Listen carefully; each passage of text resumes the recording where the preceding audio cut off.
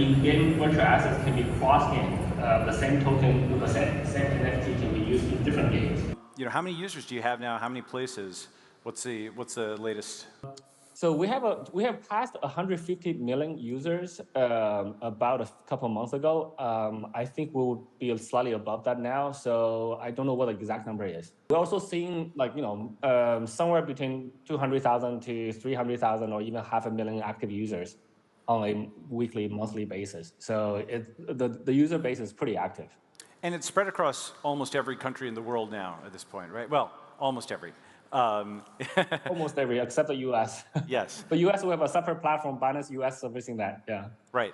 What are, in your view, I'm going to talk to the Winklevosses about this as well later, but what are, in your view, the most technologically progressive jurisdictions, the ones that are open to crypto, but also to other things? I think some of the smaller nations are more progressive because probably easier for them to adapt new regulations, new frameworks, etc. Like UAE, Bahrain. But some of the bigger ones like France, Europe is quite open too. And also Asia is kind of opening up again. Hong Kong, I think Japan is probably more progressive in most of Asia, and it's a large economy too. And then we're also seeing Thailand, other places opening up too. Yeah. I think that's right. I think also small countries like Palau, Bhutan, El Salvador that people don't normally think about are the ones that are adopting crypto and Bitcoin. So, okay, so now, yeah, and it's good because those countries can benefit a lot from us bringing business to those areas. I think, but what do we need to get the next 100 million people into crypto or the next billion into crypto? I think today, to be very frank, it's actually fiat on-ramps, in my view. Yep. Because everybody's focused on different part of the problem. That's where we see rubber meets the road.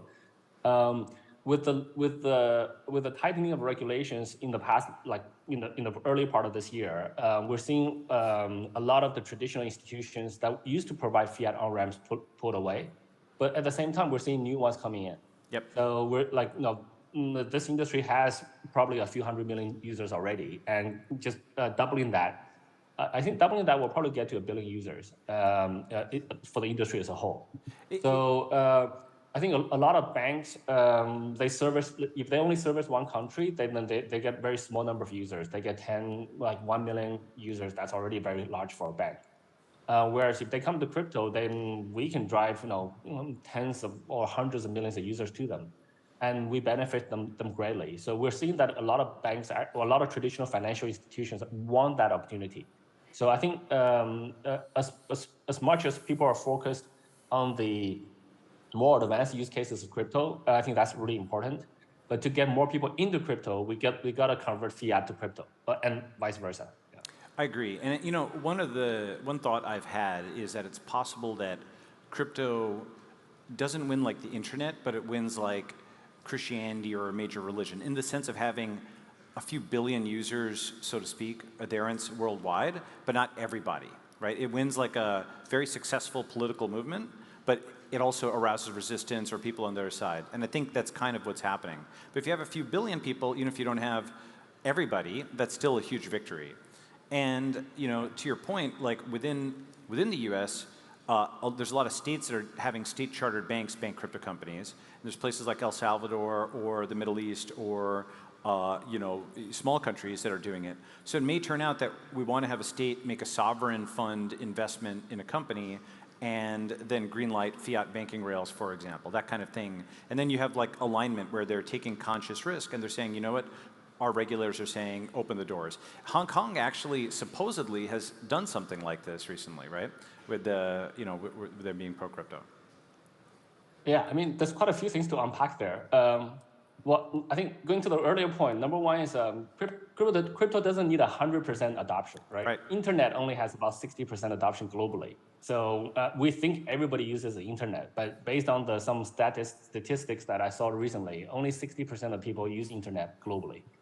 So if crypto is around, what, 5% adoption right now in terms of how many people who have some kind of crypto? Yes. Maybe a bit higher than that now. We're like between 5 to 10% is where we say we cross the chasm, right? So I think we're pretty close to that. And once we cross the chasm, the growth goes exponential. So I think we're kind of on the verge of that.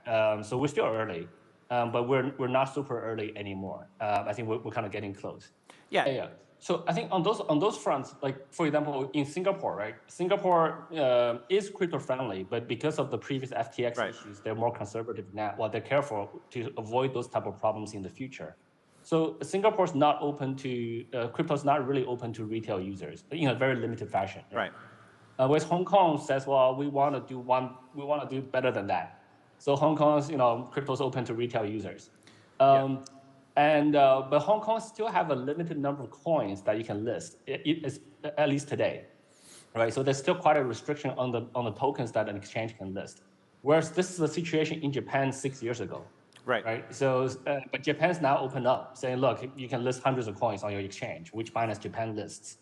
So we're seeing different progress in different countries in different places, and these are more of the financially developed countries. And then if you look at other countries like El Salvador doesn't have their own currency, right? They use the U.S. dollar. So for them to adopt Bitcoin is much easier. So El Salvador, like, you have a very forward-thinking, progressive president, President Nayib, and then he makes everything happen. So Binance is also in El Salvador. So so we're seeing different things happening in different places.